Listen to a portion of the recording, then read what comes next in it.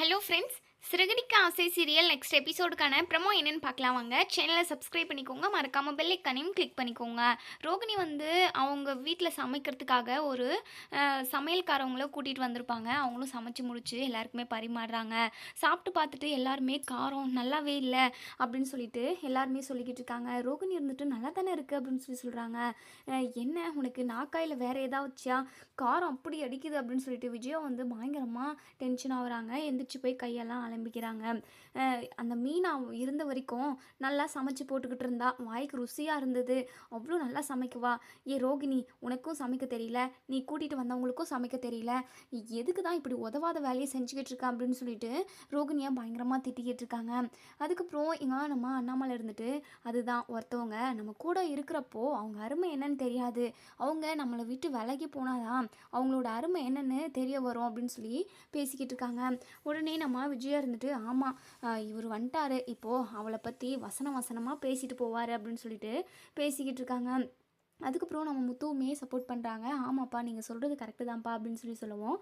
நம்ம அண்ணாமலை இருந்துட்டு, அது உனக்கும் தாண்டா சொல்கிறேன், போயிட்டு ஃபஸ்ட்டு மீனாவை பேசி சமாதானம் செஞ்சு வீட்டுக்கு கூட்டிகிட்டு வா அப்படின்னு சொல்லி சொல்கிறாங்க.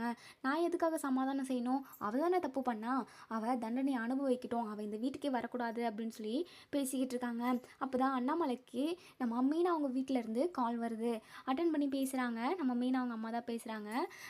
சம்மந்தி, உங்ககிட்ட ஒரு முக்கியமான விஷயம் பேசணும், மாப்பிள்ளைக்கு ஃபோன் பண்ணோம், ஆனால் மாப்பிள்ளை ஃபோன் எடுக்கவே இல்லை அப்படின்னு சொல்லி சொல்கிறாங்க. சொல்லுங்கம்மா, என்ன விஷயம் அப்படின்னு சொல்லி சொல்லுவோம். அதாவது கேட்குறாங்க. ரொம்ப சந்தோஷமான விஷயங்க, மீனா இப்போது கர்ப்பமாக இருக்கா, அவள் அம்மாவாக போகிறா. இந்த விஷயத்த உங்ககிட்ட உடனே சொல்லணுன்றதுக்காக தான் மாப்பிள்ளைக்குமே கால் பண்ண, ஆனால் அவர் எடுக்கலை அப்படின்னு சொல்லி சொல்கிறாங்க. இதை கேட்டதுமே நம்ம அண்ணாமலைக்கு பயங்கர சந்தோஷம். என்னம்மா சொல்கிறீங்க, இது என்னால் நம்பவே முடியல, கேட்கவே ரொம்ப சந்தோஷமாக இருக்குது அப்படின்னு சொல்லி அண்ணாமலை சொல்கிறாங்க. சரி, நான் முத்துக்கிட்ட சொல்கிறேன், முத்து உடனே அங்கே நான் அனுப்பி வைக்கிறேன் அப்படின்னு சொல்லிட்டு அண்ணாமலை ஃபோனை கட் பண்ணிடுறாங்க. உடனே முத்து இருந்துட்டு, என்னப்பா என்ன விஷயம், யார் ஃபோன் பண்ணியிருந்தது அப்படின்னு சொல்லி கேட்கவும் விஷயத்த சொல்கிறாங்க. டே, நீ அப்பாவாக போகிறடா அப்படின்னு சொல்லிட்டு. இதை கேட்டதுமே விஜய் வந்து வாயை பொழந்துக்கிறாங்க.